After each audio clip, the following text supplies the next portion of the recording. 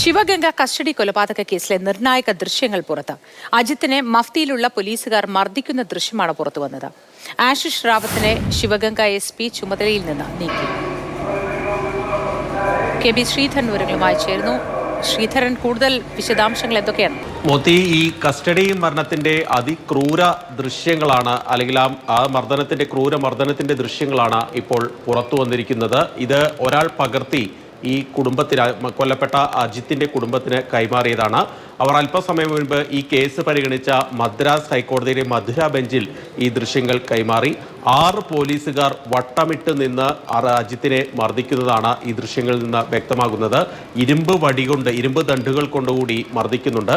പലതവണ ഇയാൾ അടിക്കരുത് എന്ന് കേണപേക്ഷിക്കുന്നുണ്ട്. എന്നിട്ട് പോലും പോലീസുകാർ അത് ചെവിക്കൊള്ളാൻ തയ്യാറായില്ല. അതായത് ഒരു മോഷണ കേസുമായി ബന്ധപ്പെട്ട് അജിത്ത് ജോലി ചെയ്യുന്ന ക്ഷേത്രത്തിൽ സുരക്ഷാ ജീവനക്കാരനായിട്ടാണ് അദ്ദേഹം ജോലി ചെയ്യുന്നത്.